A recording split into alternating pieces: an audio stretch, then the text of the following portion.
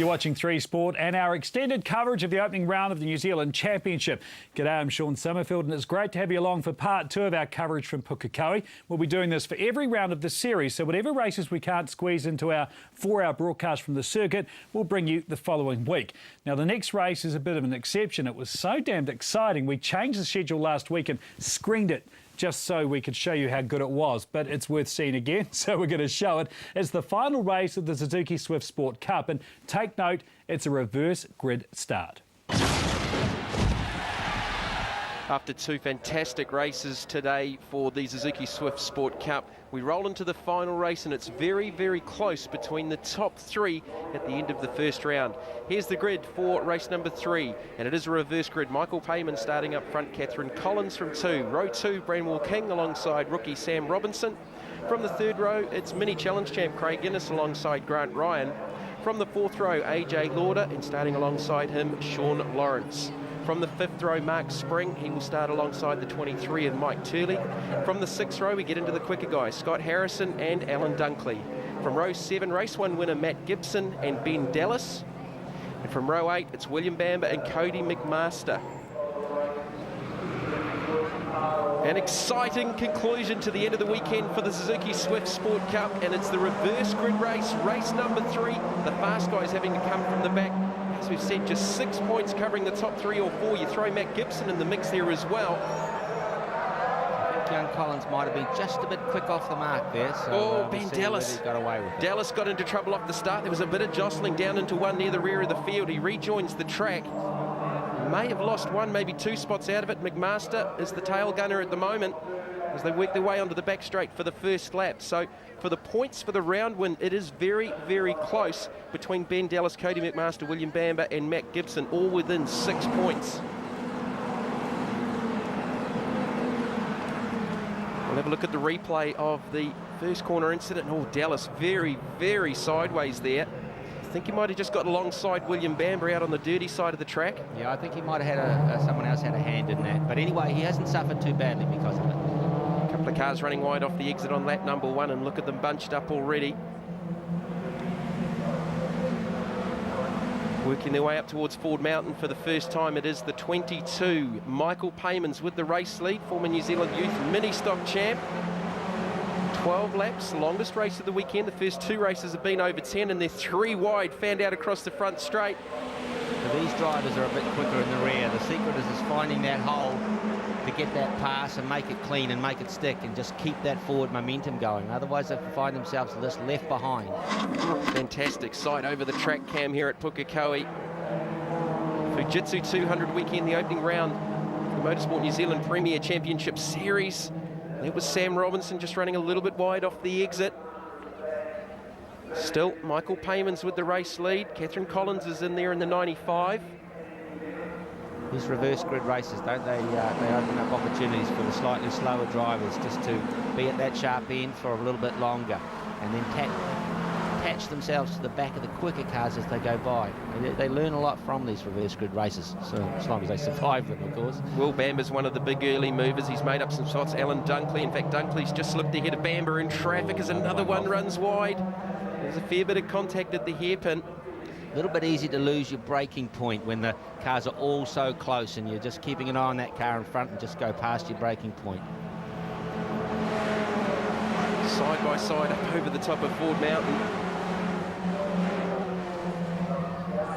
It's the 14 of Sean Lawrence in the mix. So Payman still leads here. He's doing a good job out in front. Lap number 3 of 12. The action at the moment is from the rear of the field with the faster drivers trying to work their way through, but they're not making an awful lot of progress. Look there. Oh, Scott Harrison runs off and glances the Armco out of Castrol. They're fighting hard here at the moment for positions. Here's a replay from early on. This is contact at the hairpin. Dunkley, and it was Branwell King that got bundled off on the outside in the New Zealand Trailers number 81. Yeah, well, 3 just definitely wasn't going to work there, was it? Here's another look at Scott Harrison's wee off. In fact, just up ahead of Harrison it was. Another one running wide out of Castro, and we just saw Scott Harrison glance the Armco. So it's still Michael Payman's out in front. There's William Bamber, Dallas. They're going to try and go 3 wide there. AJ Lord is in there as well, and the quick guys are all working together now. Look at this bunch up over the top of Ford Mountain. They're just all hanging on to each other here at the moment, aren't they? They're just, none of them are giving an inch, and they can't either, otherwise they're just so quickly left behind. So it's still Michael Payman scored in the lead. Craig Innes in the second spot, the reigning mini champ. Another wide line there for third. And that would be Grant Ryan in the number 11 machine. So much more work to do in these reverse grid races, just keeping that momentum and finding those passing opportunities. But for the championship, this is where you've got to earn your keep. You've got to try and get as close to the front as you can.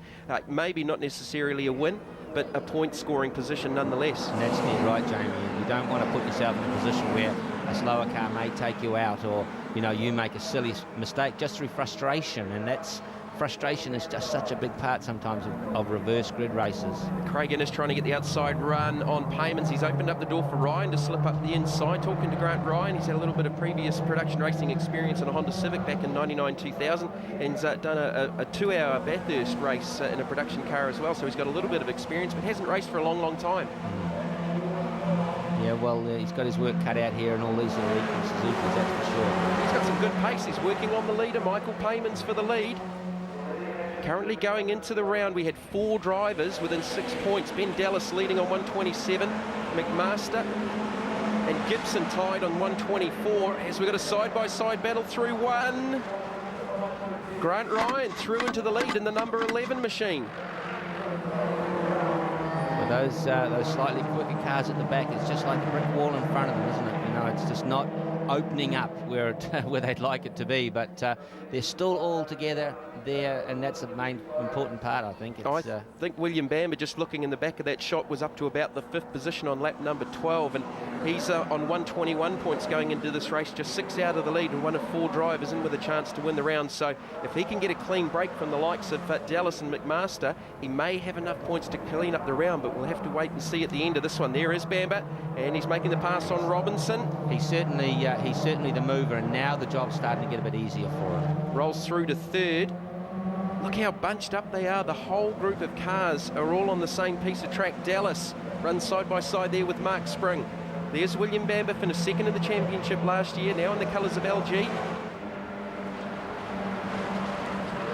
So the race leader is Grant Ryan, and we've got it off. Michael Paymans goes around in the 22. He led for at least 4 laps, and that's a big off, and we've got more going off.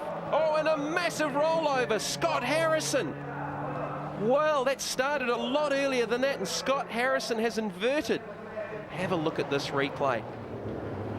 So it's a fair way back. There's Paymans running wide, obviously. That was the first incident. We picked that up on the camera. This is the rearward shot. Coming into picture. Oh, there it is there. Yeah, I think he's been caught out.